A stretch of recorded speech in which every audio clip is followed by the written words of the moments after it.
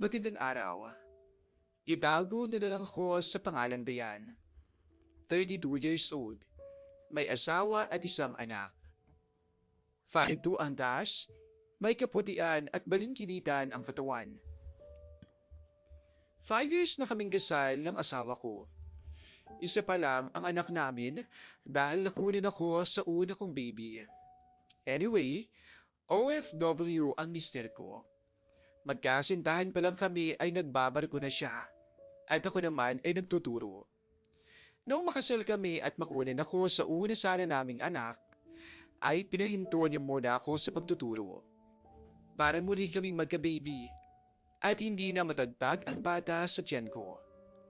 Nang makapanganak ako at nang makaisang taon ang aming baby, ay muli akong bumalik sa pagtuturo. Dahil si iisa pa lang ang anak ko at malayo ang asawa ko sa tabi ko, ay napanatili kong maganda ang aking pikura. Sabi nga nila, parang dalaga pa rin daw ako at walang anak. 3 lang kami sa bahay. Ako, ang anak ko, at ang tagapag-asikaso sa bata pag may work ako. Monday to Friday lang siya sa akin. Dahil gusto ko ako ang nag-aasikaso sa baby ko kapag wala na akong trabaho. Kung kaya kaming dalawa lang ang nasa bahay pag weekend. Isang araw, habang sakay ako ng jeep pa uwi sa amin galing school, ay may napuna akong isang pares ng mata na panay ang suliyap sa akin. Isang lalaki na may kakasigan at may itsura din. Hindi naman siya katangkaran. Siguro nasa 5'4" o 5'5" lang siya. Nung dalawa na lang kaming pasahero sa jeep, ay di na siya nakatiis pa at nagsalita na siya. Dayan? Ikaw ba yan? Hindi ba ako namumukhaan? Ha? Sino ka ba? Sagot ko naman. Ako to, si Randy. Yung classmate mo nung 4th year high school tayo. Randy? Ikaw na ba yan? Naku, pasensya ka na ha. Nag-iba kasi yung itsura mo. At ang tadaw na nung uli kitang nakita, graduation pa yata natin yun. Oh why? Ako nga to si Andy. Sabi ko na nga ba't ikaw yan eh. Ang laki rin ng pinagbago mo ah. Mas lalo kang kumanda. Naku itsura lang para nagbago si Randy. Pero ugali mo hindi pa rin. Bolero ka pa rin. Sabi ko. Siya nga pala. Kumusta ka na? Mukhang nagtuturo ka. Obvious ba? Sagot ko naman. Teka, may asawa ka na ba? Ang muli niyang tanong. Oo naman, meron na at may anak na rin ako. Talaga? Akala ko wala pa eh. Hindi kasi halata sa itsura mo. Mukhang dalaga ka pa rin kasi. Ay naku, bolero ka talaga. Eh ikaw, kumusta naman? Tagal mong nawala nakulong ka ba? Pabiro kong sabi. Grabe ka naman, mukha ba akong ex-con? Galing ako sa probinsya namin. Doon kasi ako tumira at magtrabaho pagka-graduate natin ng high school. Matagal din ako nag-secure doon. Ngayon lang ulit ako nakabalik dito sa syudad. May asawa na rin ako. Pero hiwalay na kami, kaya wala na ngayon. Hindi rin kami magka-baby kaya single ako ngayon. Teka, saan ka ba nakatira ngayon? Kilala ko ba na pangasawa mo? Tanong niya. Ay oo, kilala mo siya. Si Joel, yung kababata mo at kaklase din natin ng high school. Sagot ko naman. Talaga? At talaga palang tinutuon niya yung sinabi niya sa akin noon na hindi kanya titigilan hanggat di ka napapa sa kanya. Ganon? Sinabi niya yun? Oo, ganon kanya nga kagusto rong araw eh. Akala ko nga walang mangyayari sa panliligaw niya. Dahil ang alam ko, ako yung crush mo noon. Ang kapal mo naman. At sino naman may sabi sa'yo noon? Ang sagot at tanong ko na may kasamang tampal sa kanyang balikat. Eh sino pa? E di yung mga kaibigan mo na kaklase din natin. Hay nako, pasensya ka na. Kailangan ko na palang bumaba dito. May kailangan pa kasi akong bilhin para sa anak ko eh. Mauna na ako ha. Teka sandali. Pahabol naman niya. Pwede bang mahingi yung number mo? Kung okay lang sa'yo. Hindi na ako nagdalawang isip na ibigay ang number ko. Dahil, total alam naman niya na may asawa at anak na ako. Kaya hindi na ako nag-isip pa ng kung ano sa kanya. Sige na, Bye na muna, Randy ha. Bye, Dayan, ingat ka. Sagot naman niya. Sumapit ang gabi. Handa na akong matulog ng maaga dahil sa may trabaho pa ako kinabukasan nang biglang tumunog ang aking cellphone. May nag-message. Agad ko itong binasa. Hi miss, pwede ba kitang maging textmate? Sabi nito. Nawalaan ko agad kung sino ang nag-message dahil bago ang number na lumitaw sa cellphone ko. Si Randy. Nag-reply ako. Textmate ka dyan. Alam kong ikaw yan, Randy. Huwag mo na akong pagtripan. Sagot ko sa kanya. Aba, di ka lang pala maganda na yan. Magaling ka rin pala manghula. Paano mo nahulaan ako to ha? Siguro, iniisip mo ako ngayon no? Reply niya sa akin. Hangga pala, bago po ang number na nag-appear sa cellphone ko. Kaya nahulaan ko na ikaw yan. Iniisip ka dyan. Joke lang yon, ikaw naman oh. Di ka naman mabiro. Kumusta ka na ulit? Eto, okay lang naman. Natutulog na sana ako nung nag-message ka. Ganun ba? Ang aga mo naman matulog. Yan ba sikreto mo kaya ang ganda mo ngayon? Hay naku, nang bola ka na naman. Reply ko na may kasamang ngiti sa aking labi. Maaga pa po ang work ko bukas, kaya maaga akong natutulog. Eh di, nakapantulog ka na rin yan. Siguro katabi mo na yung mister mo. Siyempre, alam ka naman nakapang-alis pa ako. Pero wala yung mister ko sa tabi ko. Bakit wala? Nasaan ba siya? Nasa abroad siya. Nasa barko. 5 months pa lang siyang nakakaalis mula sa bakasyon niya dito. Ganun ba? Bakit ka niya iniwan dyan? Di ba siya nag-aalala na baka maligawan ka ng iba? Sa banda mong yan? Ganda ka dyan. Sad ko na lang pero ang totoo, medyo kinikilig ako sa sinabi niya. Hindi naman yung nag-iisip na ganun sa akin. May duwala naman yan sa akin eh.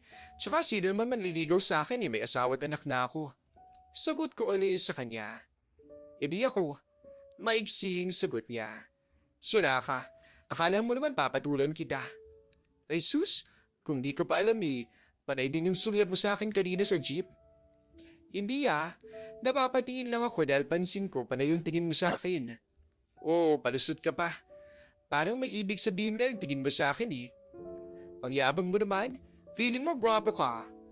Pero tama naman siya. Medyo na-attract ako sa kanya kanina nung di ko pa siya nakikilala. Di naman masyado. Siguro wala kang magawa no, kaya nangungulit ka dyan. Wala nga eh. Ikaw kasi para kang lamok. Anong ako? At bakit ako naging lamok? Hindi naman ako nangangagat. Para kang lamok. Kasi panay ang dapo mo sa isip ko. Lihim ako napangiti sa message ng yun. Para akong isang dalaga na nililigawan. As if naman na wala akong asawa. Nakailang palitan din kami ng messages bago ako nagpaalam para matulog. Simula noon ay naging madalas ang pag-uusap namin sa text. Sa umaga, tanghali at maging sa gabi. Kadalasan ay nangangamusta at tinatanong niya ako kung anong ginagawa ko.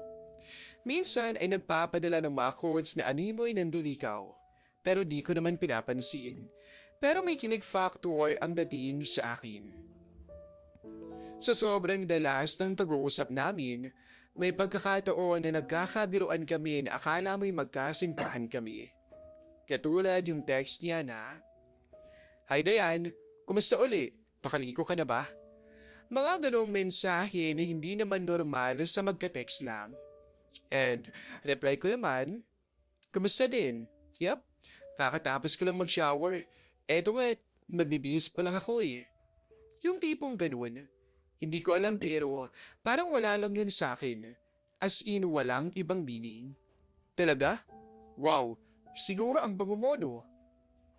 Abay syempre, may bagong ligo ka na mabaho, ikaw talaga oh. Then minsan na itanong niya rin kung ano ang suot ko. Ang gagawin ko, nag-iisip naman ako ng sexy dress na kunyari ay suot ko.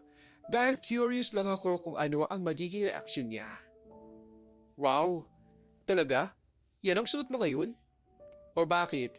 Hindi ka ba naniniwala? Nai-imagine ko kung anong itsura mo sa suot mong yan, Dayan. Super hot. Talaga? O baka pag-isipan mo na ako na kung ano dyan ha? Palagi naman eh. Ganon? Ikaw bad ka. Yung mga ganong klaseng conversation. Yung parang nang-titrip lang. Hindi ko alam. Pero parang nag-e-enjoy ako pag ganon. Siguro dahil sa mga compliments niya sa akin na nagpapakinig sa akin.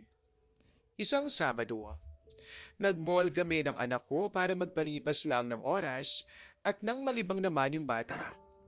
Palagi lang kasi siya sa loob ng bahay. Habang nagtitingin kami sa toy shop, ay may biglang sumulpot sa likuran namin at nanggulat pa. Hoy, anong ginagawa mo dito? Bagay ng boss lalaki na unang dinig ko pa lang ay pamilyar na sa akin. Si Randy. Hoy ka rin. Eto, pinapasyal ko yung baby ko. Siya nga pala, yung anak ko. Pagpapakilala ko sa kanya. Ikaw, anong ginagawa mo dito? At paanong napapunta ka dito sa toy shop? Wala ka namang anak na bibila ng toy. Tuloy-tuloy kong sabi sa kanya. Galing kasi ako din sa isang computer shop. Nagtingin ako ng mga laptop, bala ko kasing bumili. Padalis ko doon. Namukaan kita na papunta dito sa toy shop, kaya sinundan kita. Ganun ba? Oo, pwede bang sumama nila ako sa pamamasyalyo dito? Total, mag-isa lang naman ako. Naiilang man ako ay hindi na rin ako nakatanggi. Wala naman kasi akong idadahilan. Kaya magkakasama kaming nagdala sa mall. Nagaya siyang kumain sa fast food at syempre siya ang taya.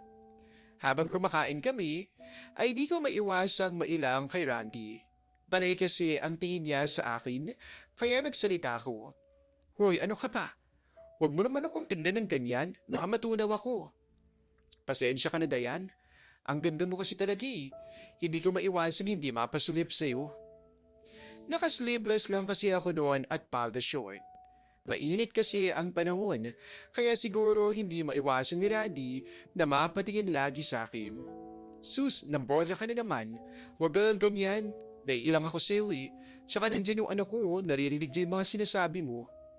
O sige, hindi na po. Kinabi na kami sa pamamasyal. Hindi kasi namin namalayan ng oras. Nag-alok si Randy na ihatid na lang kami dahil may gamit daw siyang sasakyan na hindi alam niya sa tsuhin niya. Dahil sa gabi na nga at medyo pagod na rin ang mga paa ko, ay nagpaunlak na ako na ihatid niya kami. Habang nasa biyahe, ay nakatulog ang baby ko. Dahil na rin sa sobrang pagod at dahil gabi na nga. Pagkarating namin sa bahay, ay diniretso ko ang anak ko sa aming kwarto para mahiga. Habang iniwan ko naman si Randy sa salas namin.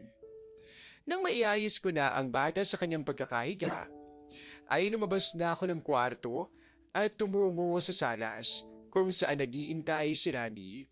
Uy, salamat sa paghatid mo sa amin ha. Panimula ko sa kanya sabay upo sa hiwalay na upuan. Wala yun. Ang ganda pala ng bahay niyo Sagot naman niya. Hindi naman. Ilang taon din bago namin to naipundar.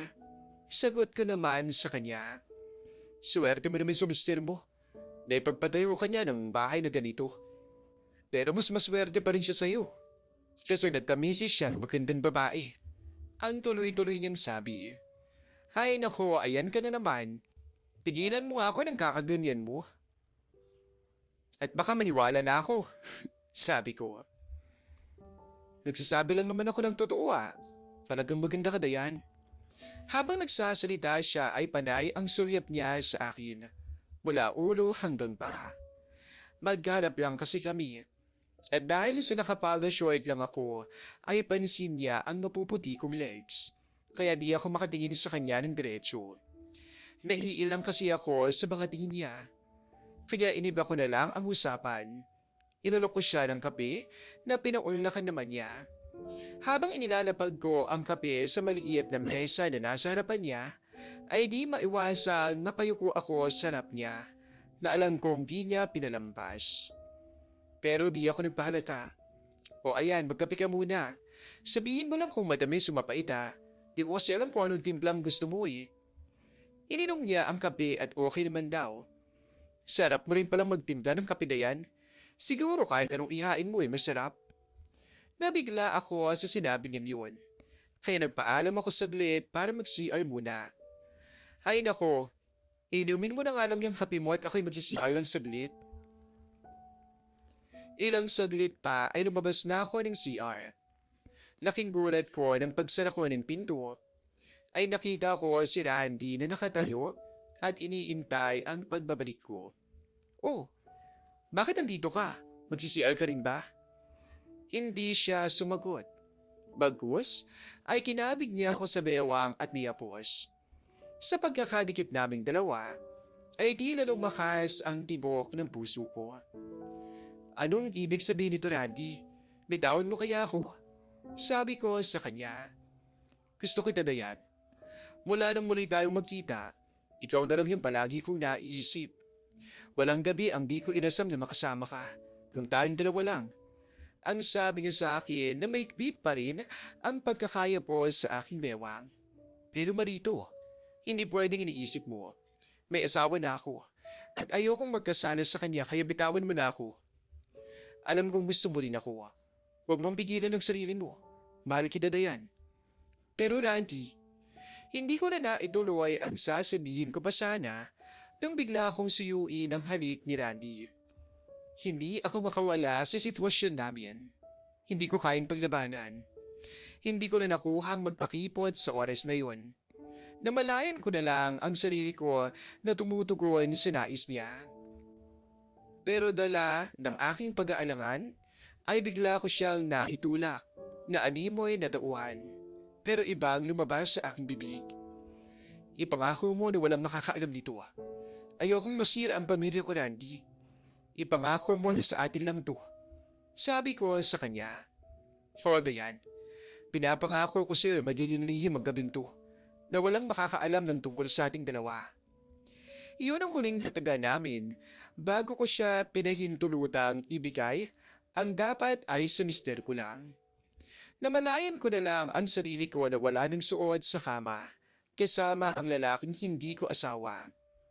Sa puntong yun, tila nawala ako sa katinuan.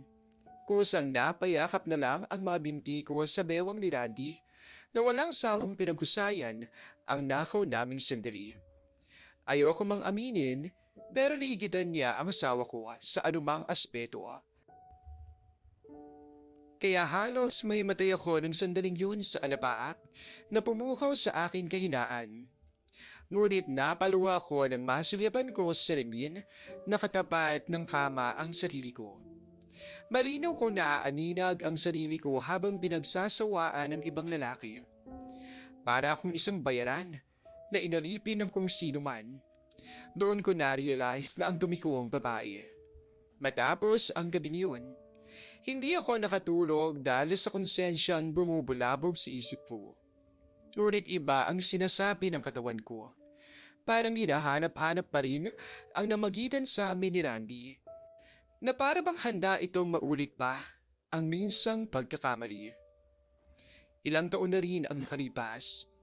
Ngunit hindi ko pa rin magawang wakasan ang panihim na komunikasyon namin ni Randy. At hindi ko alam kung ano ang gagawin ko. O ano ba ang magiging unang hakbang ko para matigil ang pagkakalulong ko sa pagkakasala. Sana'y matulungan niyo po ako at mapayuhan sa aking problemang kinikimkim. Hanggang dito na lang po muna at salamat.